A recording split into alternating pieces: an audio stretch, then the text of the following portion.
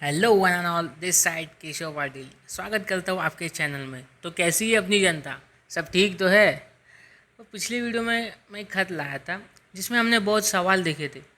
बस सवाल के साथ ज़रूरी होता है उसके रीजंस पे, उसके सोल्यूशंस पे भी बात करना। तो चलो जनता, शुरू करते हैं बिना किसी सवाल के।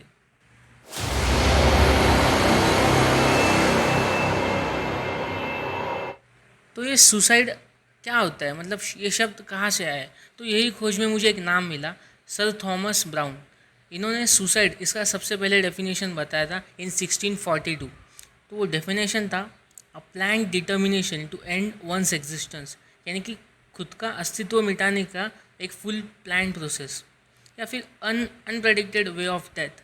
मतलब जैसे कि अभी कैंसर पेशेंट को हम प्रेडिक्ट कर सकते कि कैंसर की बीमारी से मरेगा, बट कोई ये प्रेडिक्ट नहीं कर सकता कि ये बंदा या ये बंदी सुसाइड करके अपनी जान देगा। So it is unpredicted death. उसके बाद सुसाइड के बहुत सारे मीनिंग्स और डेफिनेशंस आए, जैसे कि the murder of one self, खुद की जान दे लेना, nothing less than existence, an end to cyclic conflict, a battle between unconscious death wish and desire to live better।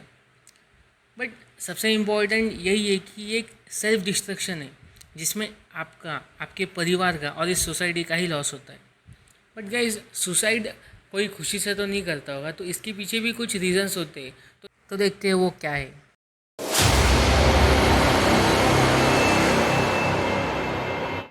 सबसे पहले आता है स्ट्रेस ऑफ एग्ज़ाम्स। मतलब आजकल स्टूडेंट्स पे एग्ज़ाम्स का इतना ज़्यादा प्रेशर होता है कि उनको सुसाइड करना ही आसान लगे। जैसे कि हाल ही में चल रहा है यूजीसी और फाइनल ईयर स्टूडेंट्स का। उसके बाद आता है कंजम्पशन ऑफ अल्कोहल। मतलब इससे फैमिली में हमेशा प्रॉब्लम्स रहते ही है और उससे हादसे भी बहुत बढ़ते हैं। फिर आता है एकेडमिक प्रेशर। इनमें असाइनमेंट्स, होमवर्क, प्रोजेक्ट्स सब एक के बाद एक आते ही रहते हैं। तो इसी की वजह से कोटा जैसे सुसाइड केसेस या फिर स्टूडेंट्स के सुसाइड केसेस ज़्यादा बढ़ रहे हैं।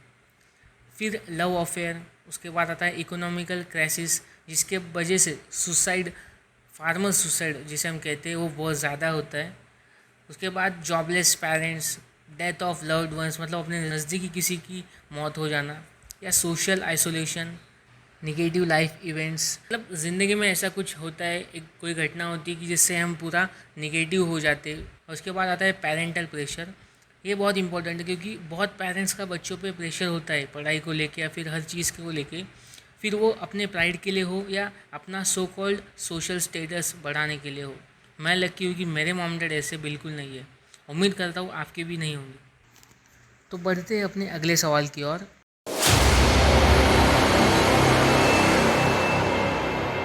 ऊपर ये सभी रीजंस में मेन रोल प्ले करता है डिप्रेशन। अब ये डिप्रेशन क्या होता है? एक्चुअली गाइस, डिप्रेशन एक मेडिकल डिसऑर्डर है जिसका कनेक्शन सीधा ब्रेन से या मेंटल इलनेस जिसे कहते हैं उससे होता है। ये पूरे 2 वीक आपके साथ होता है हमेशा। अगर आप खेलते हो तो, या आप अपने फैमिली के साथ हो, ये हमेशा आपके साथ में ही होता है। बट इसकी एक खासियत ये है कि ये सामने वालों को दिखता नहीं। मतलब सामने से आप लोगों की आप नॉर्मल हो, बट आप नॉर्मल नहीं होते। और खुद को समझने में, खुद को जानने में ये बहुत वक्त लेता है।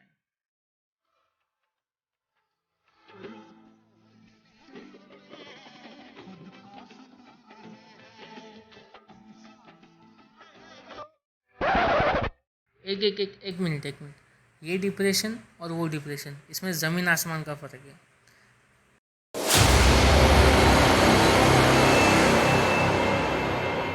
यार देखो, अप्स एंड डाउन्स सबकी लाइफ में आते हैं। अच्छा हुआ तो हम खुश भी होते, बुरा हुआ तो हम दुखी होते। हम में से ऑलमोस्ट सब लोग आज तक डिप्रेस्ड ज़रूर हुए होंगे। किसी को ग्रेड्स कम आए तो किसी की जॉब चली गई, या किसी के आर्ग्यूमेंट से हम डिप्रेस हो गए। और ये ना हुआ तो फिर हमारी आती है कोरोना वाली बैच। तो डिप्रेस्ड हर कोई होता है।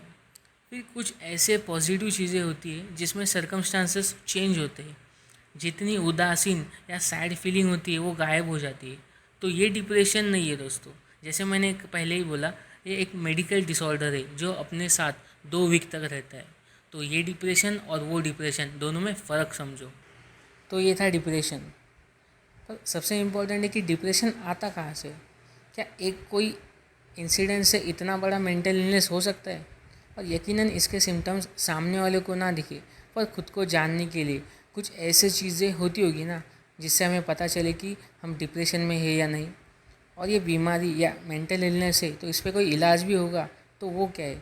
ऐसे सारे सवालों के जवाब लेके जल्दी आऊँगा अपने अगली वीडियो में। तब तक वीडियो पसंद आए तो ज़्यादा से ज़्यादा इन्फॉर्मेशन शेयर कीजिए, लाइक कीजिए और सबसे इम्पोर्टेंट सब्सक्राइब कर देना यार। Stay home, stay safe. जय हिंद।